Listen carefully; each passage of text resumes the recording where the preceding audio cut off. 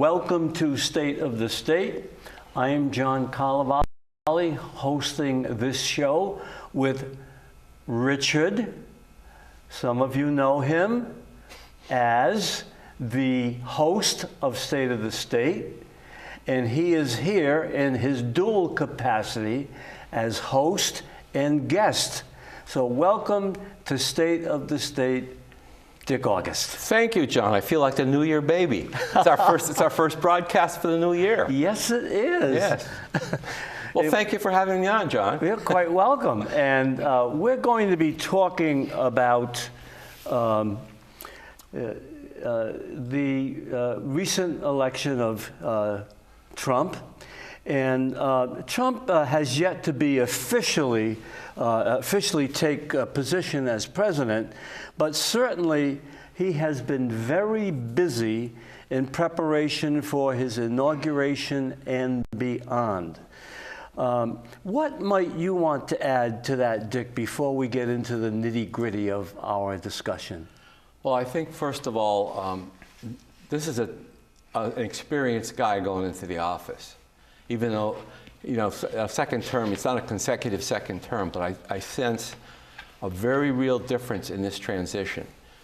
Donald Trump, I think, as I've said to people, and no secret, I did not vote for Donald Trump the first time he ran. I didn't vote for Hillary Clinton either. I did a write-in candidate, but nevertheless, I didn't think that his preparation as chief executive of a family-owned, closely held business was, and a TV star and so forth, very successful guy, but I didn't think that really qualified him to be a president, because the president has to understand that he is the executive branch. There is another co-equal branch called Congress that he has to get along with, and there's another co-equal branch called the Supreme Court, whose guys are, and gals are appointed for life, who are looking over their shoulder. So he's learned from that first term, and it was a horrific experience, I think, for the country. Yes, indeed. Because the establishment, including his own party, were out to get the guy because he's a political outsider, number one. And number two, he's not dependent on campaign contributions or people doing favors for him. He's got enough money. So the question I always said is, well, why does he want to do this? And then certainly, when he was out of office, they continued to pursue the guy to the point where they wanted to impeach him, and even though he wasn't in office. Chief Justice of the Supreme Court said, there's no precedent for, I'm not going to preside at a trial for the president, for a president out of office, a former president. So, and they pursued him constantly through this whole period between his presidencies, and to an attempt to get him not to run again. And it's just an unbelievable chapter of our history that's going to be written about this whole thing. So now he's in a different situation. He's coming in an experienced person, and certainly the fact that he survived 2 assassination attempts speaks well, because why is he doing this? And I think the only reason is that he really does love the country. And he wants to get us back to the basic constitutional principles that made us great, and the beliefs that made us great. That's still not setting well with the progressive left in this country. But and it's not likely to ever see well with many. No. But Dick, let me ask you this. His election was a surprise to many people. And among other things, some people believe that this election really gave him a mandate of sorts. What do you think about that idea? I'm not sure I'd call it a mandate, because he did get, I think it was 327 votes in the Electoral College, but there are certainly states like Rhode Island in the Northeast here, and other states that are true blue Democrat strongholds that did not cast their electoral ballots for him. A mandate would be, to me, is a situation like we had when Ronald Reagan was elected, and got virtually every state except 1 or 2. Yeah. So I'm not sure it's a mandate, but it certainly is, I think, a clear indication, because he not only won the Electoral College this time, but he won the popular vote.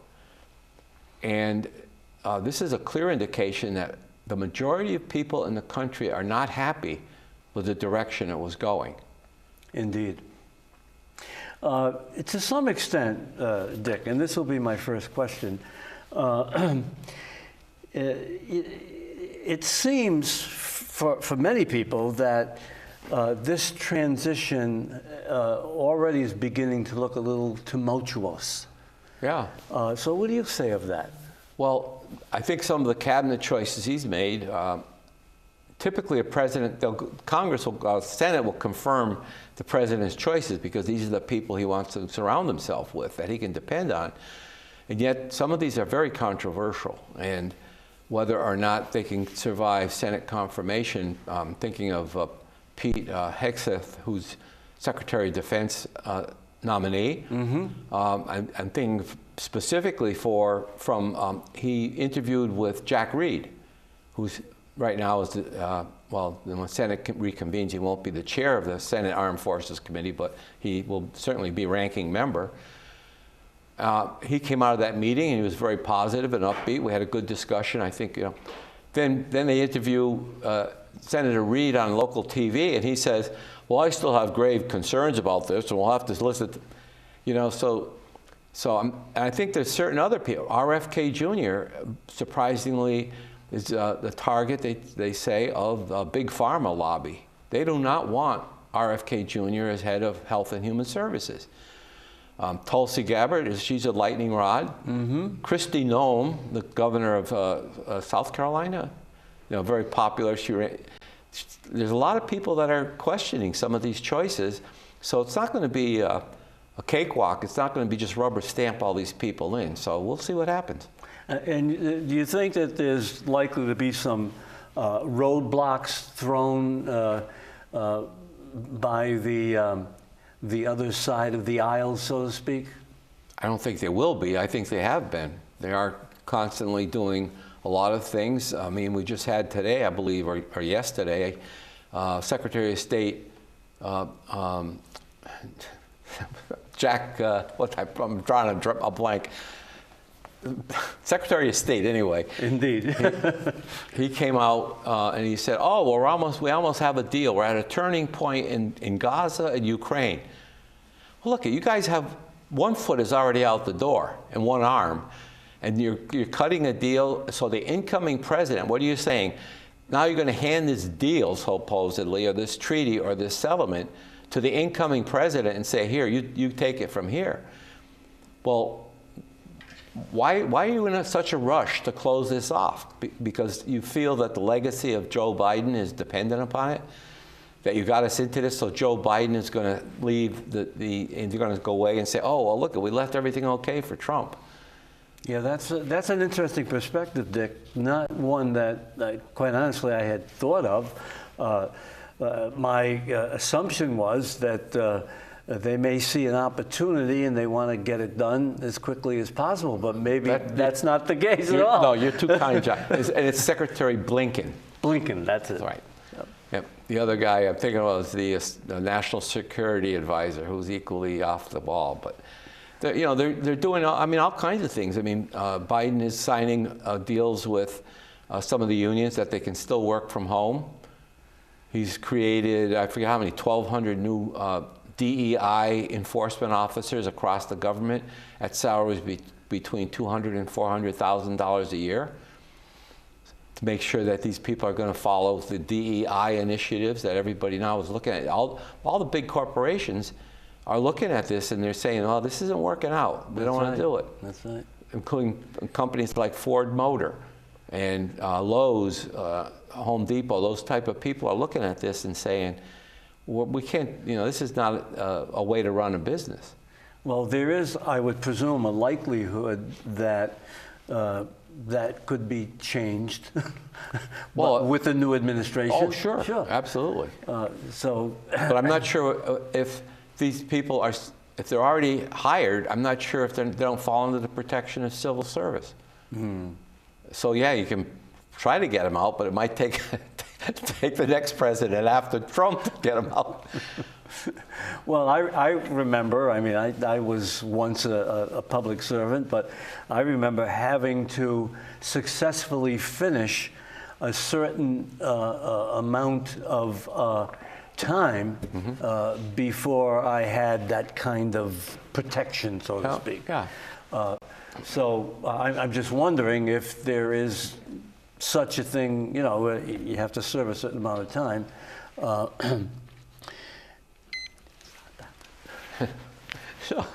So we, you know, certainly, again, there's other things that are going on. I mean, you've got our own former Governor Gina Raimondo saying she's going to spend every nickel that Congress has allocated to her department before she goes out the door. Notwithstanding, she had only spent like 10% of it up to now. She's, you know, so they're, yeah, are they throwing up roadblocks? Well, they're certainly not smoothing the way. I mean, although they're saying we're cooperating, I think a lot of times the word is that they're inaccessible for briefings. You know, some of these people that are nominated should be sitting in on briefings, especially security briefings, and they're not allowing them to sit in, and even though they have a clearance. Yeah, and that's to me an outright disrespect of the incoming president. No matter who he is, Yeah. he is the incoming president. Dick, let's talk a little bit about the recent Trump case that has been, a decision has been made by the New York judge Macron, is that? Marchand. Marchand. And that's kind of puzzling to me. Talk about that, because I just don't understand why it would be done the way it has been done. Well, you're not the only one, John, and I'm not a lawyer, and I don't pretend to play one on television or radio, but all the legal analysts that I've listened to have said this is very bizarre. I mean, if the whole case was bizarre, and we could spend a half an hour talking about the travel of a case, but the jury convicted Trump on 34 counts that, if you want to call it a trumped up charge, that was created. It was actually a misdemeanor. It was the Justice Department had declined to prosecute under the statute that and so they got a state court, the district attorney in New York City, who ran a campaign that he was going to get Trump, they were trying to enforce a federal charge in state court. The whole thing is going to be overturned on appeal, but nevertheless, the question was, well, they're going to use the phrase convicted felon. Most of the time, these are misdemeanors; they're not felonies. But the fact is, he said he was going to sentence him before the inauguration. The United States Supreme Court, I understand, were going to hear it on appeal, but they had a telephone conversation with Judge Marchand, who told him what his decision was going to be, called an unconditional discharge, which says, yes, you're guilty of the crime, but you're not going to have to pay any penalties. And no cash, no home confinement, no prison time, no probation, no nothing. So go away and be a good boy. So this, technically, they can point to this and say, oh, we got a convicted felon in the White House. But it's undoubtedly going to be overturned on appeal. But, you know, it's just crazy. The whole thing was crazy. But it's just a real indication of the vindictiveness of the anti-Trump movement. I'll use that term for lack of a better definition. Yeah. And it's going to be heard at a higher level, I presume. Yeah. And your sense of it is that it will be thrown out of court. It'll be overturned on appeal, and he will therefore no longer be a convicted felon if it's overturned. And I'm not anticipating that President Biden will pardon him. Well, he's been very busy pardoning people. He's pardoned a lot of people, but I don't think Trump is on the list. Well, Dick, there is a question here with Donald Trump returning to the presidency. And the question is, can Trump make America great again in the one remaining term that he has? Well, I actually wrote a letter that was published in the Providence Journal a week ago, where I said, people think he's got 4 years. He really doesn't have 4 years to accomplish all that he set out. It's great to have a whole bunch of goals, but let's be honest. He's got to deal with 2 houses of Congress, both of which now are held by the GOP. The Republican Party is in the majority narrowly in both houses. Frankly, I thought that Senator Thune was a never-Trumper, but he has come up and seems to be very cooperative. Speaker of the House was under fire. Mike Smith was under fire at the end of this last year for jamming through the spending bill that he did. Trump wasn't happy with that, but apparently they've kissed and made up, and the speaker was reelected, took 2 ballots this time, but nevertheless he still has a speaker. So it appears right now that he has the leadership of both houses of Congress that seem to be willing to go along with him, which was not really the case in his first term. Indeed. In the first 2 years of his first term, the Republicans controlled both houses. And they did not accomplish anywhere near what he thought they would do. But anyway, now we have about 18 months, really, for Trump to get as much of his agenda passed. Because after 18 months, the focus is going to shift to the congressional elections, the mid-year elections. And Republicans have a lot more seats in the Senate to defend this time than the Democrats. So unless the Republican agenda is enacted and people perceive it to be a better situation, the control of either the House or the Senate could swing back to the Democrats, and then it's a whole different ballgame. And that's not uncommon. No. No, very often people will make that switch and say, well, I'm really not that happy, so let's divide the government again. Yep. So, yeah, so he's got, and I think very importantly, because now he's got Majority Leader Thune in there, they've got, and they have that majority, they have got to get a couple of changes in the Supreme Court. Justice Thomas and Justice Alito are up in years. They have a lifetime appointment, to be sure. But if Trump does not succeed and the Democrats take over the Senate in the second 2 years, he's going to have a tough time getting a constitutionalist to replace either one of these guys should they decide to retire or, unfortunately pass over to the big Supreme Court in the sky, whatever. So this is a very critical period. And to the extent that he needs Democrats to go along with some of this stuff. Indeed. And he's got a full plate on the international stage. Yes, indeed. And there have been what some people consider to be controversial choices that he has offered for this position or that position. So maybe, Dick, you can address that issue for a while. Well, most what I would call true military analysts, not politically motivated and sitting in some think tank that's dependent on getting grants from big defense industries, have said the war in Ukraine is basically lost. There's no way they can win. And the person that he has nominated to be a special envoy to Ukraine is a retired lieutenant general from the Army, Keith Kellogg, who was supposed to go to Kyiv and meet with Radimsky and his government, and now his trip has been postponed till after the inauguration.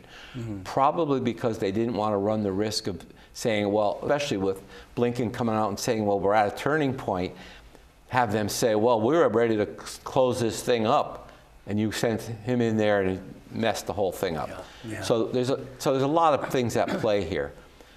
And on the Israeli side, they're seizing property or territory in Syria along their border. the Turks are seizing the northern part of Syria to blunt the Kurds that live there. And there seems to be Tulsi Gabbard, certainly, and our ambassador to Israel will be Mike Huckabee. Both Tulsi Gabbard, who is going to be National Intelligence Director, and Mike Huckabee as ambassador, these people are very much what you would call Zionists, who believe, the second coming of Christ is going to come and happen when Jerusalem is taken over. The Jewish state is reunited, basically. So what's going to happen in the Middle East? I don't know. I don't see. There's people certainly claiming that what's happening in Gaza is really truly genocide, because they've blown up all the hospitals. They're restricting the water supply. You can say, oh, well, it was all in response to October 7th. We discussed this before on another program. There's blame to go around, and certainly Trump has said, I want to get the American hostages out, and that's remarkable, but Israel is holding probably 10,000 Palestinians as prisoners in very suspect conditions, shall we say. And Hamas has like a couple of hundred hostages. So if Israel is not going to budge and not release any of these people, then it's an uphill battle, because Hamas has not been defeated. And the Israeli Defense Force, which is largely a reserve army, some of these people are not going back in. They are refusing to go back into Gaza. And at the same time, they're being called upon to the West Bank, they're being called upon to southern Lebanon, and now they're being called upon to go into Syria. That's stretching them pretty thin. Without the United States, they can't sustain it. So Trump has the Trump card. All he has to do is pick up the phone and say, we're not sending you any more munitions or money. Now what are you going to do? But will he do that? I don't know. You think that's in the works? The Israeli lobby, the Jewish lobby, they call it AIPAC, is way too powerful. Yeah. 2/3 of the United States Congress is in their pocket. So it is such a terrible situation, in plain English. And let me just add, if anybody who's watching this doubts what I'm saying, I refer you to a gentleman named Professor Jeffrey Sachs at Columbia University in their International Affairs Department, and John Mersheimer, who's at the University of Chicago, distinguished professor, who was actually a West Point graduate. Both of these gentlemen are really, really well-versed and keen observers of what's the Middle East. And you want to Google them and listen to some of the stuff that they talk about. And they know what they're talking about, not just, the propaganda lines. Well, Dick, let's talk a little bit about Trump's indication that he's going to send back all the illegal folks that have come to this country over the past 4 years or so. How plausible is that, and how would that be approached? Well, I know he said something where the criminals are going first. Exactly. So the gentleman that he has nominated to be the so-called border czar is a real tough cookie, and this is what he said, is, look, we have to have a priority. People who are here, they're convicted felons, or they do crimes here, they have to be deported. They have to go back. And there's probably I think there's closer to 20 million people here illegally.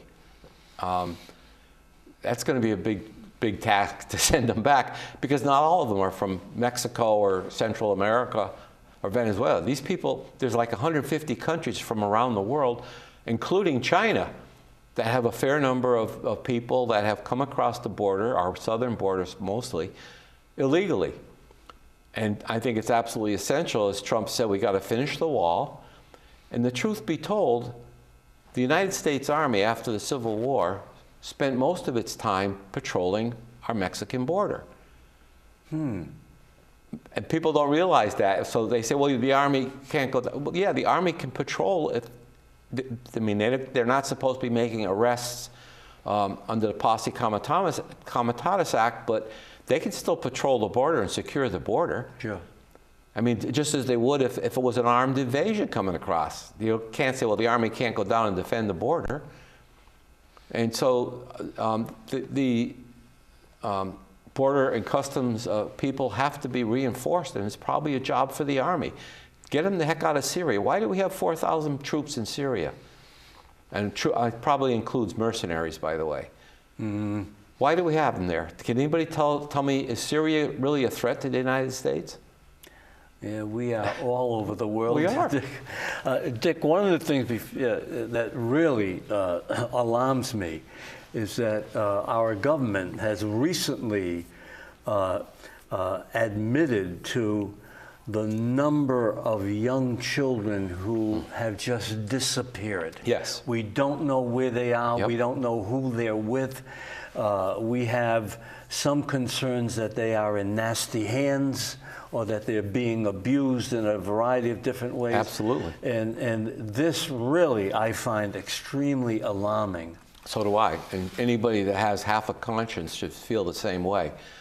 How they lose track of this number of, and that's probably a conservative estimate. Yes, it is. These kids that came across and said they were going to go visit somebody in Chicago, and they have a relative there, but nobody vets, are they really a relative? Really a relative, yeah. We don't know.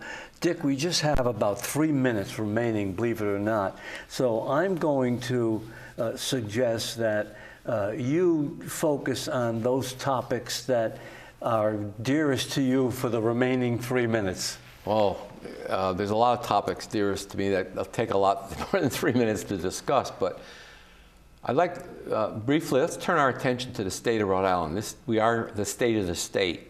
Okay, and I think let's do that. There's a couple of things that we have to be concerned about, not the least of which is the state is facing a budget deficit of at least $350 million.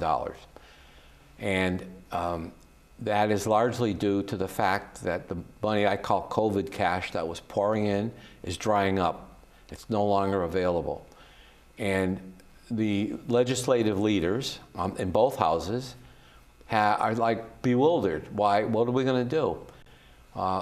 What programs are going to be cut, John? I mean, they were just talking, I saw a clip on a news show, local television, where advocates for the homeless are talking about how their workload has increased and their budget hasn't increased. They need more money.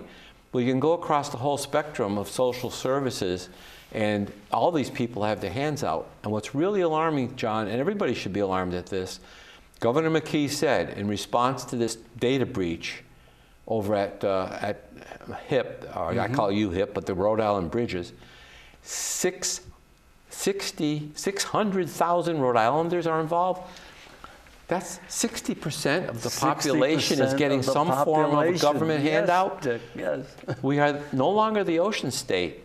We are the state of dependency. This is a big problem.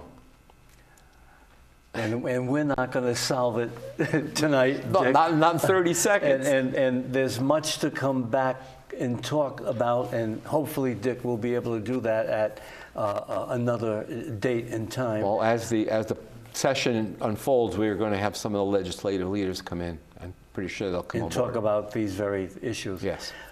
Dick, thank you for giving us this input. I know you study this very well, and I really admire you for doing that. You've been watching State of the State, and please join us again next time for the next edition of State of the State.